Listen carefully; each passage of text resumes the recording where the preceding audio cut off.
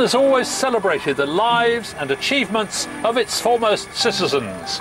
And some of the capital's most fascinating stories are told in its statues and its monuments. London is littered with monuments, both ancient and modern. There are statues of our kings and queens, of pioneers and great thinkers, and of course memorials to those who have lost their lives in wars and disasters. Probably the greatest tragedy that hit London was the Great Fire of 1666, and it started just about 100 yards up there in, look, Pudding Lane. And after it was all over, they built a monument to commemorate the fire, and here it is, the monument. It's 202 feet high, by far the highest building in Europe at the time, and it's 202 feet from the place where the fire started. And now, sadly, I've got to climb 202 feet. The monument is the tallest freestanding stone column in the world. Designed by Sir Christopher Wren and Robert Hooke and constructed of Portland stone between 1671 and 1677, the simple Doric column is topped by a flaming copper urn to remind us of the Great Fire. Hi, James. Hello, Adam. Now, you are, as I understand it, the historic buildings architect for the City of London. That's right, yes. So you know all about this historic building? Well, I know quite a bit, but not everything. Now, it's inside here, it's what, about 10 feet in diameter? Yes, something of that order. Why did they build it hollow? Fundamentally, because it's cheaper and it's standard building practice to just build walls of sufficient thickness to make the building stand up. But the people who built it, especially Hooke and his close acquaintance and working colleague Wren, were men of science. Wren was an astronomer, Hooke had invented telescopes, and this was an ideal place to continue experiments they'd been conducting in 300-foot deep wells. Right, so this is a well upside down, as it were. Absolutely, yes. Hooke and Wren would probably have conducted any such experiments from the basement area of the monument. It's quite steep, isn't it? It is. Quite awkward too. Oh, so this is it. This is, you reckon this was Robert Hooke's lab, as it were? Yes. And can you see straight up? Wow, it's quite sort of scary looking up there. Tell you what, I'd really like to try one of these pendulum experiments. Why don't you go up there and I'll wait down here and wait for the pendulum to come down? All right, thank you very much. I'll do that. It's a pleasure. Happy climbing. While James climbed the 311 steps to the top of the monument, I did the very important and far less energetic job of staying in the basement and waiting for him to lower his pendulum. 2 feet.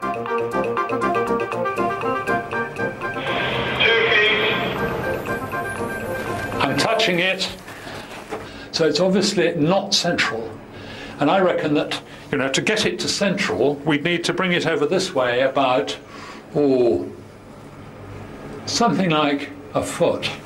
So obviously the tower is leaning a bit, because we know that strings with weights on the end hang straight down towards the centre of the earth. Hooke knew all about that, Newton knew all about that.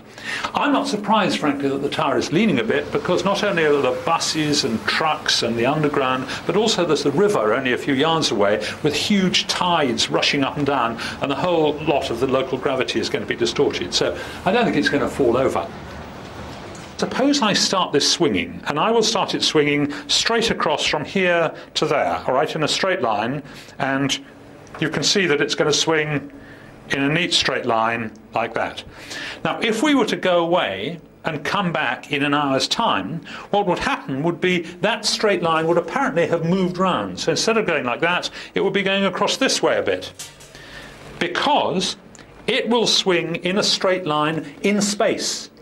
But meanwhile, the Earth is turning, and the Earth will turn underneath the pendulum, leaving the pendulum swinging where it was. So during the day, it will gradually move all the way around the room.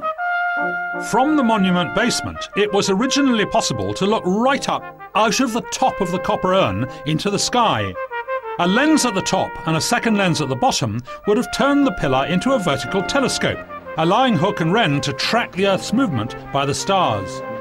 Sadly, this meant I would have to finally walk up those stairs if I was to see for myself. James, I've made it. How many stairs do you say there were?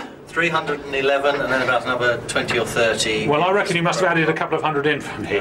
Now, it's getting very narrow here, isn't it? It's closing in. Yes. This is the beginning of the vase or urn on top of the Doric column, which is what the monument is, and on top of that is the flaming orb. Oh, I see, to represent the fire. Exactly. Fire. Exactly. Right. Do you mind if I don't actually climb up there? I think it's a very good idea. It looks very hairy to me. Yeah. Is it normally open at the top like that? No, it's not. We've opened it so that you can see the sky. Oh, wonderful. Because this board, I'm afraid... Oh, this board, that's why I couldn't see from below. Exactly. Many of London's grandest monuments commemorate war heroes. The most famous is right at the heart of the city. This noisy place is Trafalgar Square, home of what is probably London's best known and best loved monument, Nelson's Column. They got scaffolding all the way up. Well, I guess I better go and see what's happening up there. Trafalgar Square was designed by Sir Charles Barry in 1838, and a couple of years later architect William Railton started work on a column to commemorate Vice Admiral Lord Nelson, who'd been killed during his decisive victory over the French and Spanish fleets in 1805. So the square came to be called Trafalgar Square. I was lucky. I turned up during a major restoration of the entire column, which gave me a rare opportunity to see the cleaning process and a chance to see Horatio himself up close. Unsurprisingly, London's biggest pigeon perch gets pretty dirty. More than 20 years' worth of pigeon poo is built up, not to mention the grime left by thousands of daily visitors. It's not just the column itself that's being spruced up. The faithful bronze lions that guard Nelson are getting a clean too. The bronze that sculptor Sir Edward Landseer used to cast the lions is said to have come from the melted down cannons of the French fleet. The lions were part of the original design for the square, but they were actually added about 20 years after Nelson's Column was erected. But that didn't mean they were not going to get a nice new wax and polish. Right, so can I have a go? By all means. So just shove it in there. Not too much. Not too Like much. that? Yeah, and just paint it up. Just spread it around. Oh yeah, that's not bad, is it? Well, you can see the colours. Do you think I can make a lion waxer? That's the one. I'm going to apply for a job waxing lions. Doesn't seem to have any effect at all. It will. Will it? Time. How long do I have to do it for? Well, until you get the shine coming through. It's worse than cleaning my shoes. Takes a while. Come back next week. I was surprised to find out there was even more brass on the column itself, but this time I wasn't volunteering to help clean it. Now, Adrian, what on earth is this? Is this bronze? This is all bronze. There's 4 bas reliefs at the base of this column. This is bas relief. This is a bas relief. Okay, yes. and so these aren't carved. These are cast. Are These are actually cast, and they're made up of a number of pieces, which we couldn't really tell before the wax was removed. But now the wax has been removed. So this arm, because seeing to have a these. mould that included this detailed hand would be impossible. It would be, exactly. Yeah. The 4 bronze bas reliefs were made from French guns captured by Admiral Nelson himself, and they depict his greatest triumphs. The victory off Cape St. Vincent, the bombardment of Copenhagen, the victory of the Nile, and finally, Trafalgar. Nelson's Column is frequently used as a measurement of height. However, during the restoration it was found that instead of towering 185 feet above Trafalgar Square, the column, including the 17-foot statue of Nelson, is a mere 169 feet and 5 inches high. It still felt pretty high to me when I got to the top.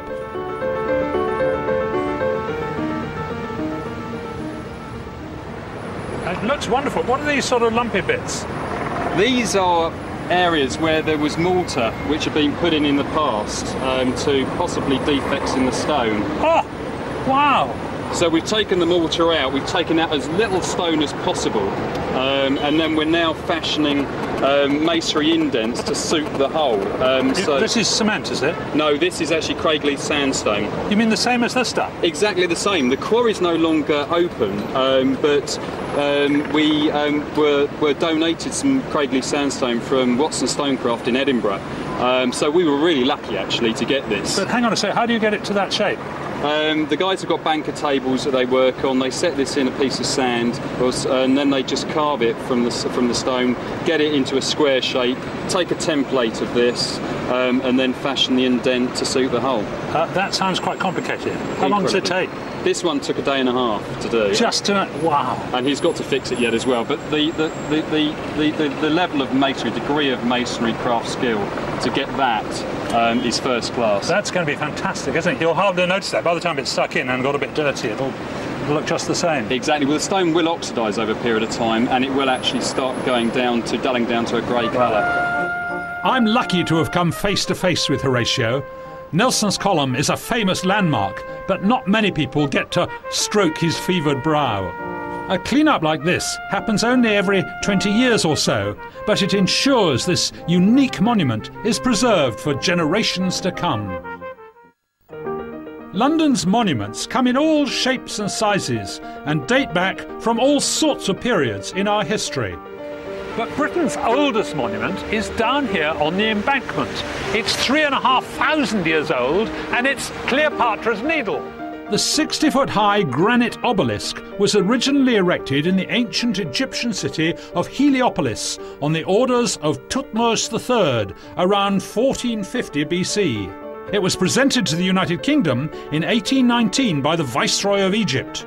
But Cleopatra's Needle didn't come to Britain until 1877, when Victorian engineers finally found a way to move the 200-ton obelisk and erect it using a kind of crane on London's embankment. So how on earth did the Egyptians manage it 3,500 years ago? This is my obelisk, okay? I know it's a bit crude, but it gives the idea. And I want to put it on this plinth here, so it stands up like that, okay? It weighs an awful lot. So the Egyptians wouldn't have had the cranes to lift it up like that. They would have had to have a very cunning way of doing it. So what they did was to build walls around this. So there's a wall here, there we go, push that down there, and there's a wall here, and I'm going to put a door in this hole like this, so it's blocked up for the moment. And the idea is to get this obelisk balanced up here and then very slowly tilt it over so it lands on the base, and then it only requires a tiny push to get it upright, and with luck it would be a few blokes with ropes. But how do they get it up here? Because the Egyptians didn't have huge cranes, but they had an enormous amount of cunning and an enormous amount of sand, because most of Egypt is desert. So first of all they filled this. Of course this wasn't really a box, there was just an empty space here. They would have tilted it out so they had an enormous ramp from miles away, probably hundreds of yards away over there, and then they fill the whole of this inside with sand as well.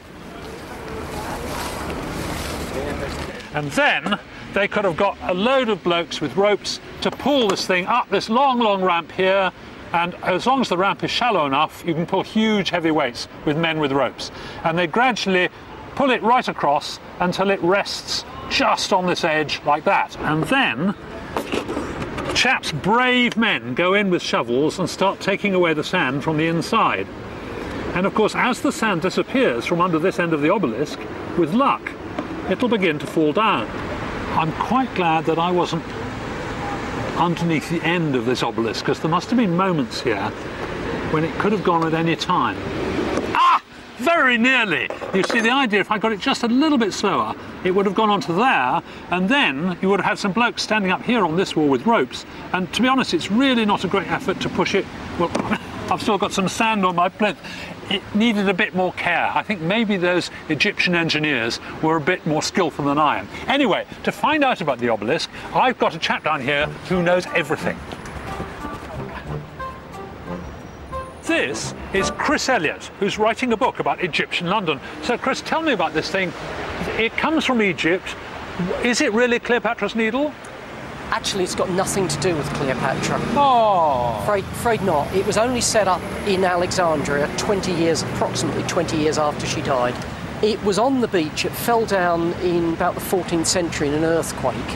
It had been set up there by Caesar Augustus in about 10 BC. Right. He had taken it from where it was originally set up, which was outside the Temple of the Sun at Heliopolis, right. Now one of the suburbs of Cairo. Right. So, this is presumably bronze, is it? Yes. Oh, it makes a good noise, yes. Now, what are these chaps doing here? Well, they're guarding the obelisk. Right. Technically speaking, they're the wrong way round. They should be facing the other way, yeah. But that's if you want to get picky. Right, so what should they be doing facing the other way? Well, they're normally flanking the sun disk. Okay, so they're looking out east and west, as it were. And the obelisk is a symbol of the sun god. The ancient Egyptians set them up in pairs, either side of a temple doorway or gateway, as symbols of the sun god. And originally, the top, the pyramidion, the little pyramid at the top, would have been gold plate tips, and you can imagine what they look like when the sun caught them. So, if this isn't Cleopatra's Needle, what do we call it? Well, Tutmosis' obelisk would be the most correct. How about Tut's pointy thing? As long as you don't get him mixed up with Tutankhamun. Oh, yeah, that's true. Oh, well, we'll think of something. Solid stone statues and monuments have to be able to support their own weight. For instance, with stone statues, every outstretched arm needs to rest on something in order to stay up. But bronze cast statues appear in all manner of elaborate positions. Obviously, solid bronze statues would be incredibly heavy.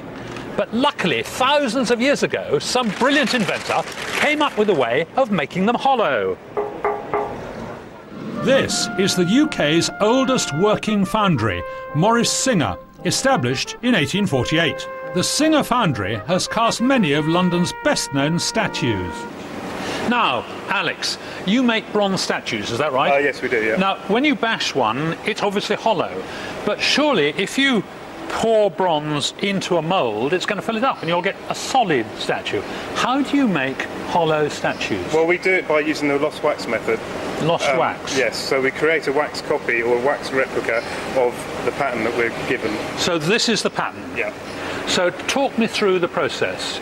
We cover him with silicon rubber. And then you just slap it on, do you? Yeah, then we just slap it on, and gravity will just sort of help it sort of fall into place. How it is. But it does spread out quite nicely, doesn't it? Yes, it does. Yeah. And it goes all over the bench, I see. But anyway. Well, yes. I mean that's just that's no doubt happened before. Yeah.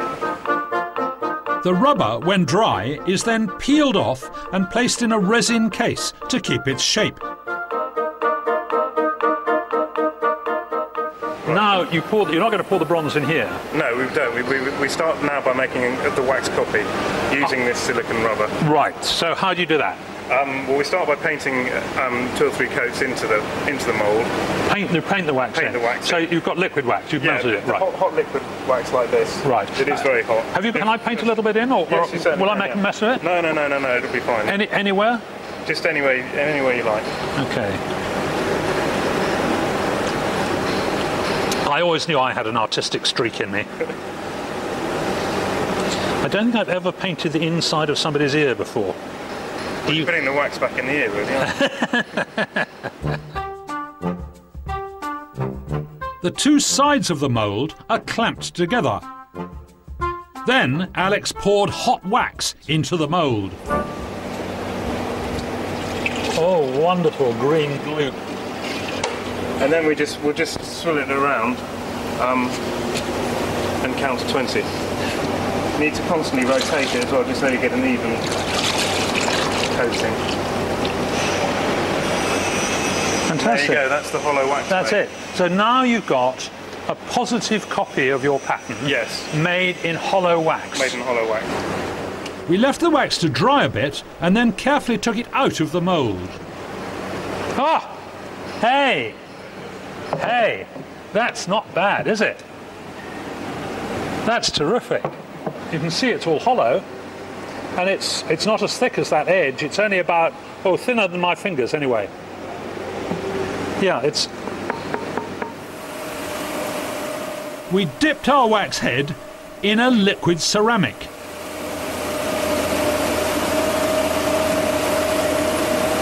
Okay, so this is now ceramic. Yes, this is, yeah. This will harden into stuff like china. Yes, it will do, yes, yeah, Right. very much like China, yeah. And that's on both the outside and the inside. And on the inside, you can see on the inside. Yeah. Yeah. And we'll just place this in here and just coat it. Oh, I can do this. It's a sandpit, isn't it? It is a big, he's taken a lot. That should be fine. That'll do, will it? Just empty it. Once the ceramic is hardened, the wax can be melted out to make space to pour in the molten bronze. It runs through channels into the space where the wax was, and then it's left to cool in the ceramic shell.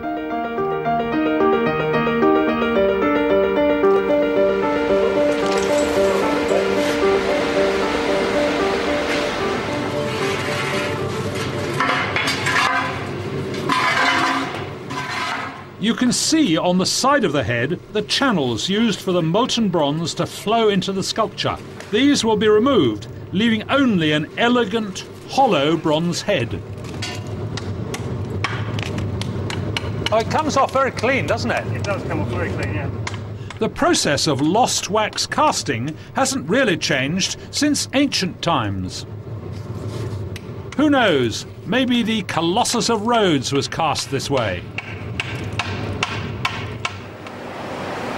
So, there you have it. They start with a solid plaster pattern. From that, they make a hollow wax replica, very, very light, and from that, they melt the wax out and they make this solid, well, it's not solid, it's hollow, but wow, it's heavy, this bronze replica, and that is fantastic. New statues and monuments continue to be unveiled all over London, and many are far removed from the classical style of the 18th and 19th centuries. Sometimes they deeply divide public opinion. But however our new monuments are received, they continue to tell the ongoing story of our ever-changing culture. In St Paul's, Christopher Wren had them write, "If you want a monument, look around you." And London is like that. If you want to know about the story and the history of London, look at its statues and its monuments.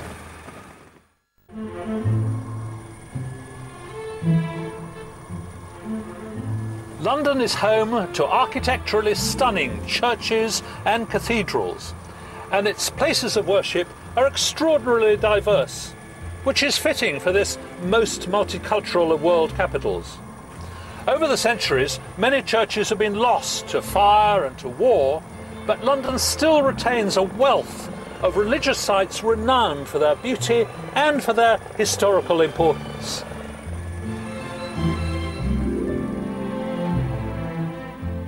Westminster Abbey is an architectural masterpiece which lies at the heart of English history. Thousands of people visit the Abbey every day to see the monuments, the memorials, Poets' Corner, and the tomb of the unknown warrior. A monastery was established here in the 10th century, but it was really Edward the Confessor in the 11th century who rebuilt the monastery and built a substantial church on the site. Unfortunately, this, the east range of the cloisters, is the only bit of Edward's building that remains.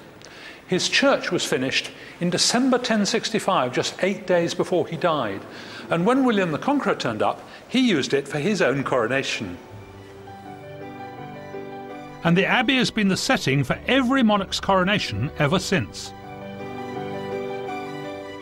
Edward's 11th century church was rebuilt 200 years later by Henry III, and various bits have been added over the centuries, including the famous towers, completed in 1745.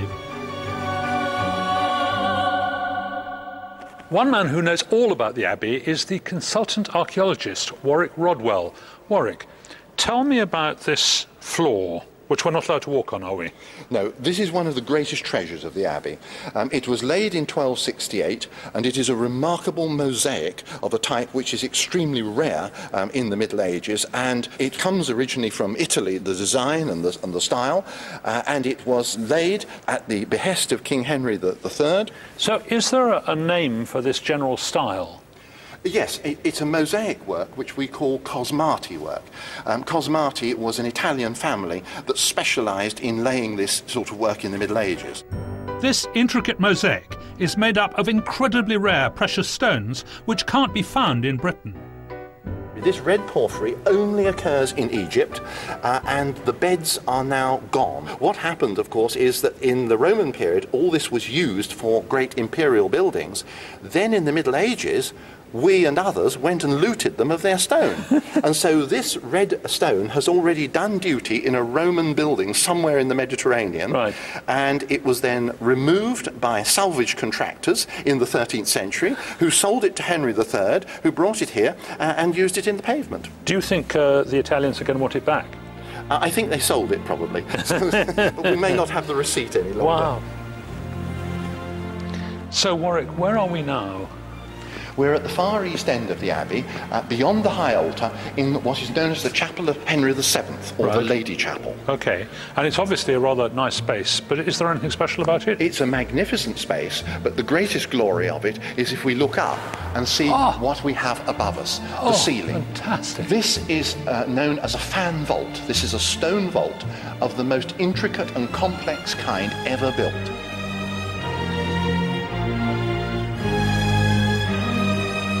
Wow, that is truly amazing. But this was the early 1500s, yes? Yes, built in the first few years of the 1500s. How on earth did they do it?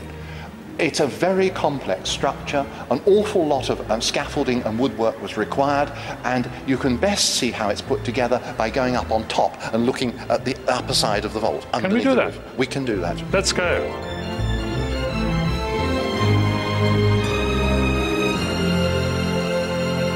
So we've come up about 5,000 steps on a very narrow stone spiral staircase. Warwick, where are we now?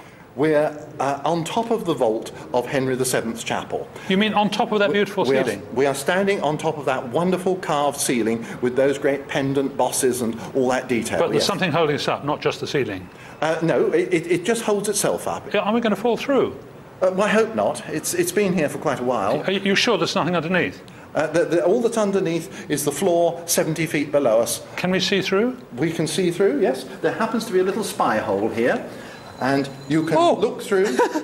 There are people. There are people down there directly under. Oh, God, we mustn't drop anything through, must we? No, you can also see, look how thin the vault is. 3 inches. I'm getting back on. This is thicker here, isn't it? That's thicker, yes.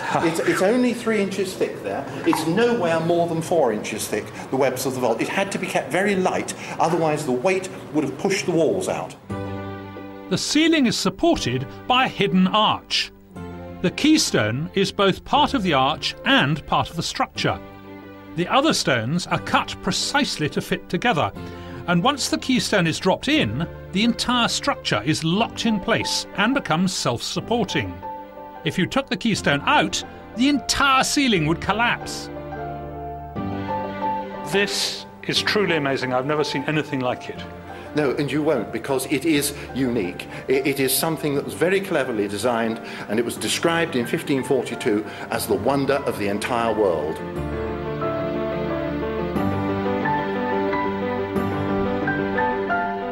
Westminster Abbey has survived for over 700 years, but many other medieval churches were destroyed in the Great Fire of 1666.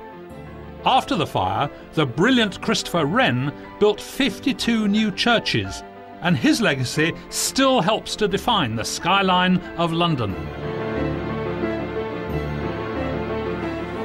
This is St Stephen Walbrook, which was Christopher Wren's own local parish church. He lived just round the corner. Now, it looks rather dull on the outside, but inside he took tremendous trouble over the construction. St Stephen Walbrook, in the heart of the city, is also famous as the birthplace of the Samaritans.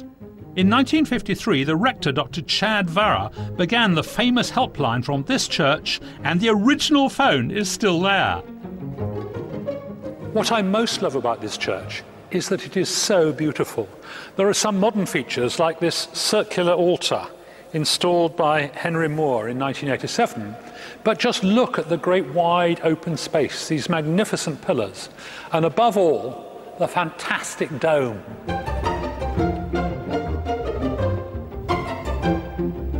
Wren's friend and contemporary, Dr. Robert Hooke, had in 1675 come up with a theory of how to construct the perfect dome. And this was how he did it. He took a chain and he showed that if you hung it between 2 points, it always hangs in a particular shape called a catenary, which gives the same tension all the way along the chain. Hooke's brilliant idea was that if you turn this upside down, there we are, then you'd have the perfect shape for an arch, because you'd have the same compression all the way along the arch. And if you then just imagine turning this through a vertical axis, then you would have a dome. Hooke's secular science enabled Wren to create beautiful spiritual architecture, best seen in his most famous masterpiece, St. Paul's Cathedral, whose iconic dome still dominates London today. Wren produced several designs for St. Paul's, all of which featured some kind of dome. This is the great model. It's a wonderful thing, isn't it? It's been around for 300 years. This was, in fact, Wren's second complete design for St. Paul's Cathedral.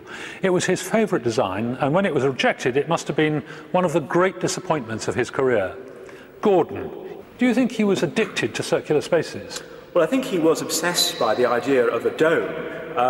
He'd been to Paris in 1665 to escape the plague and had seen a number of new dome churches there. And as soon as he came back to England, he proposed a tall dome in place of the tower on the medieval cathedral, just before the cathedral was burnt down in the Great Fire. And then in several designs after the fire, he proposed a central crossing dome. This is the largest proposal, the largest design. And the dome he proposes here is actually bigger than the one he eventually built. It's nearly as big as the dome of St. Peter's in Rome. The dome that was built produced an accidental acoustic phenomenon which gives the interior gallery its name. This is the Whispering Gallery. There are fabulous views both of the floor of the cathedral and of the dome above. But I want to find out whether you really can talk around the outside. So I've asked Gordon to go exactly across the other side. Gordon, you haven't got a microphone, have you? No, I haven't. Can you hear me? I can hear you very well, Adam. Did Wren plan this extraordinary effect? No, I don't think he did. He sloped this wall in for structural reasons, although the outside columns are vertical, and it's had the effect of capturing the sound as it runs around the interior. Can you really whisper? Yes, you can. You can hear a whisper all the way round. It is amazing, isn't it? It really is a whispering gallery. Yes. That's amazing. I've never been up here before, and I've always heard that when other people come, there are hundreds of people and you can't hear a thing, but with just two of us, it's a doddle. Okay, time for a pint.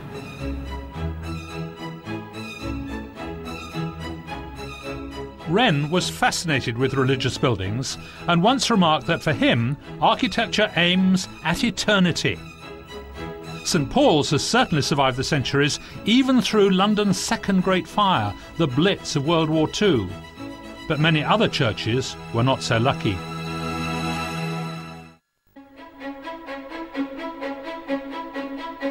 Tourists from around the world flock into London every year to see its famous churches, especially those designed by Sir Christopher Wren.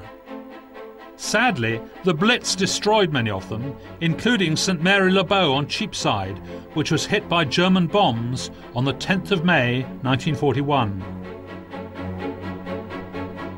The external walls of the church survived, as did the steeple. At 239.5 feet, it was Wren's grandest, and probably was the reason why St Mary Le Bow was the costliest of the new city churches. And it has another famous feature.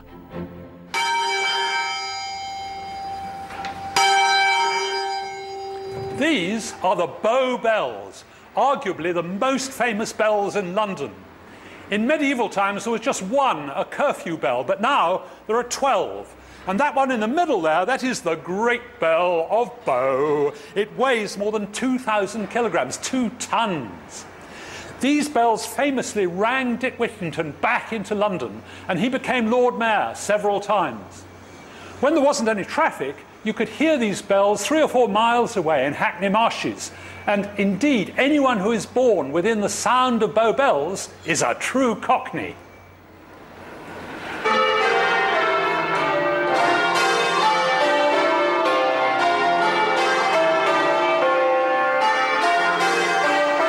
Today, the bells are rung every week by a group of bell ringers who work in the city. Do you think I could have a go? Come and try it. Are you sure? It's more difficult than it looks, but we're just introducing you slowly to it. I hope so. So nice and relaxed, and we're going to start. OK. Look 2. Tell me when to pull. Your hands will be taken up by the rope. They will? And then a nice Am I going to be taken up by the rope? I hope not. Right. Look 2. Trouble's going. She's gone.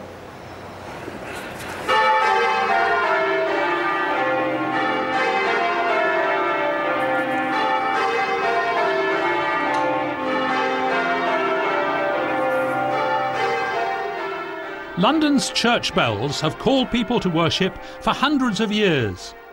Over time, Christian churches have been joined by religious buildings of many different faiths. To begin with, many of those worshippers practiced in secret because of religious intolerance. No wonder then that some of London's places of worship are hidden away. This street goes by the curious name of Bevis Marks, and just a few yards off it is this synagogue, the Spanish-Portuguese synagogue, built in 1701. The reason it's discreetly tucked away is that Jews were not then allowed to build on the main thoroughfares. This synagogue is the oldest in Europe that is still in continuous use today. Today, the synagogue is still hidden away, dwarfed by modern office buildings. The really special thing about this synagogue is that it's hardly changed at all in 300 years. Some people say that's because it's so hard to find. The architect was a master builder called Joseph Avis, who was a friend and contemporary of Robert Hooke and Christopher Wren. Indeed, they all worked on the same buildings, which is probably why this looks so much like a lot of those Wren churches, notably St. Stephen Walbrook. It's a wonderful big open space with lots of light and wonderful columns, in this case holding up the gallery. This interior remains beautiful after hundreds of years, but these pews are even older, survivors from the congregation's first synagogue, founded in 1656 in nearby Creechurch Lane. This is the reading platform, the tevar, from where the service is conducted. And a major part of the service is the reading of the law, the Torah, from the scrolls, wonderful scrolls which are kept in the Ark, down there at the focal point of the synagogue, beautifully decorated with the 10 Commandments in Hebrew above them. Bevis Marks Synagogue is on the border between the City of London and the East End, which was the original home of the Jewish population. Indeed, you can still see signs on some of the buildings. The East End of London has seen successive waves of immigration, and this is reflected in the religious buildings there. This building here on the corner of Brick Lane was actually built in 1743 as a Protestant church for the Huguenots who were running away from religious persecution in France. Then in 1898 it changed to become a synagogue for all the Jews, and in 1976 it changed again to become a mosque for all the people from Bangladesh who now live in the area, which just goes to show how the changes in a place of worship tell you something about the evolution of the area. And the very number of churches in an area can also tell us about how London was growing. Victorian London saw an explosion in population, and so new churches were built by the hundred, leaving London a legacy of grand 19th century buildings. When Roman Catholics were allowed to build their own churches, they put up such spectacular buildings as the Brompton Oratory and Westminster Cathedral. These churches are ornate and highly decorated inside, rather like churches from the Orthodox Eastern tradition of Christianity. Here in Chiswick is the UK's first purpose-built Russian Orthodox church. The dazzling interior of the crypt follows the tradition of rich and abundant decoration. Work began on the church 10 years ago, and its traditional Eastern Russian exterior was finished early on in the project. However, above the crypt, in the main body of the church, the builders are still hard at work. But they seem to have left some curious holes in the wall. I asked Douglas Norwood, the architect, to explain. Douglas, I've noticed that there are a lot of holes in the walls, like sort of pigeonholes. Are they a mistake? No, that's not a mistake. The plasterers would like us to think it's a mistake because they would like to fill them in. But they are the elements of a resonator. Resonators? Is that for the music? It's because the Russian Orthodox Church has these large screens in front of the sanctuary, which is called an iconostasis. And the priest, a lot of the time, is behind that screen. And unless we can control the acoustics very well in the building, the congregation can't hear what he's saying. But they didn't have breeze blocks in Russia, so what did they use? Clay water pots. Oh, really? Which were bedded on their sides in the thickness of the wall. With the mouth sticking out? With the mouth sticking out, yes. Oh, wonderful. So it's a bit like blowing over the top of a milk bottle. Exactly the same thing. That's the effect that you have. It's amazing that this old technology is being used again in this modern context. But to create the church's most crucial and traditional element, they've used the very latest technology. This dome has sat on top of the church right next to the busy M4 for 10 years, but its striking blue colour looks brand new. And that's because the tiles are coated with an enamel that amazingly sheds molecules to clean itself. As Wren used Hooke's mathematical formulae, today traditional Russian domes are made using space-age technology. Immigration has meant that traditional architectural forms from around the world have been recreated here in modern London. But perhaps none is quite as surprising as this little piece of Thailand in the middle of leafy Wimbledon.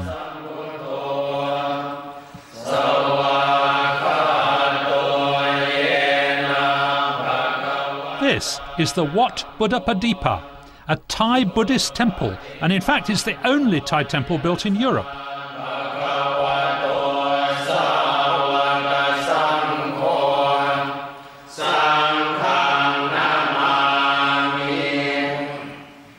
The temple was designed with a traditional Thai roof known as a Jaturamukh and was begun in 1979. The most amazing thing about this temple is the decoration inside. And one of the chaps who did it was Pang. Pang, how long did it take to decorate this temple? We started in 1984 and finished by 1992. Right, 8 years. Yes. Long time. And how many painters did this? 25 altogether. Really? All from Thailand? All from the Fine Art University. Oh, tell me about the painting up on that wall. We have to introduce the people to the story of Buddha, starting from the birth of Buddha, which is that one. Right. And then following by renunciation, when he decided to live the worldly life. Right. Searching for enlightenment, which is that one. And then the rest of his life over there is when he passed away. You can see the big picture there. Right. Passing away. And also start teaching. Right, I see. Okay. But now tell me, you have Margaret Thatcher here and George Bush and Superman. This is not traditional Thai. It's not, but it's interesting that we started painting when Mrs. Margaret Thatcher was Prime Minister. Thai temple murals traditionally feature figures and scenes from everyday life. But I was amazed to see so many Western icons painted in a modern style. A wonderful mix of ancient East meeting modern West. As London becomes ever more multicultural, places of worship are being built in an ever-increasing variety of styles. Many of them following traditional designs, but constructed using modern materials and methods. 300 years ago, after the Great Fire, Christopher Wren built 52 churches, essentially defining the City of London. But even in today's much more secular age, there are still parts of this city that are being built for faith.